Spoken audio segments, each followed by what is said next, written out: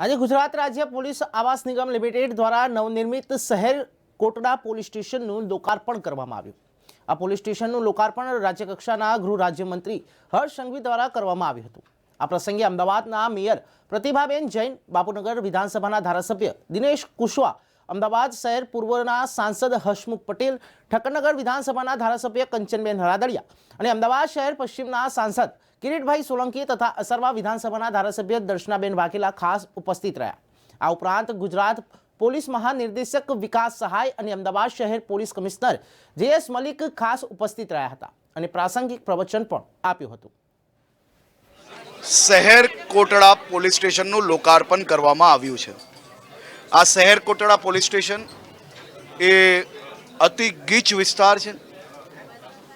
અમદાવાદની ભગવાન જગન્નાથજીની રથયાત્રા જે દેશભરના નાગરિકોની આસ્થાનું કેન્દ્ર છે, એ ભગવાન જગન્નાથજીની રથયાત્રા જે સરસપુરમાં આપણે સૌ લોકો જાણીએ છીએ કે મામેરું જ્યાં ભરાતું હોય છે, એ સરસપુર વિસ્તાર બી આજ શહેર કોટડા પોલીસ સ્ટેશનમાં આવે છે। રથયાત્રા કુલ મળીને 5 થી 6 કલાક સુધી શહેર કોટડા પોલીસ સ્ટેશનમાં રહેતી હોય છે। આ શહેર કોટડા પોલીસ સ્ટેશન આજે એક અત્યાધુનિક બનાવવામાં આવ્યું છે। અહીંયા જે બંદોબસ્ત માટે લોકો આવતા હોય છે એની રહેવાની વ્યવસ્થા અને બીજી બી તમામ વ્યવસ્થાઓ અહીંયા કરવામાં આવી છે।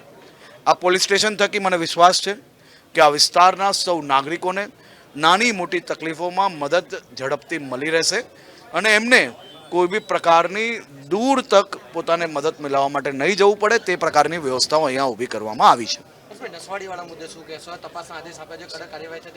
સંપૂર્ણ કાર્યવાહી ચાલુ થઈ ગઈ છે અને મુખ્ય એક ગુનેગાર પકડાઈ ચૂકેલા છે।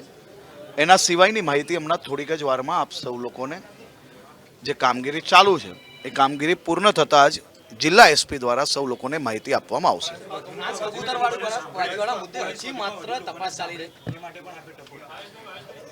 પોલીસ હોય કે પ્રજાના ચૂંટાયેલા પ્રતિનિધિ હોય, લોકોની તકલીફ સાંભળવી આપણા સૌનું ફરજ છે અને એ ફરજ અદા કરવા માટે મારું હંમેશા પ્રયત્ન હોય છે કે રાજ્યના પ્રત્યેક પોલીસ સ્ટેશનના જે પોલીસ ઇન્સ્પેક્ટરો છે, જે એસીપીસ છે, ડીસીપીસ છે, જે ફિલ્ડ પર કામ કરે છે, એ લોકોની સૌથી મહત્ત્વની જવાબદારી છે કે પોતાના વિસ્તારના જે નાગરિકો છે એ નાગરિકોની તકલીફ, એ નાગરિકોની સમસ્યાઓ એ એમને ધ્યાનમાં હંમેશા હોવી જોઈએ અને એ ધ્યાનમાં ત્યારે જ આવે જ્યારે વધુમાં વધુ લોકોને મળે।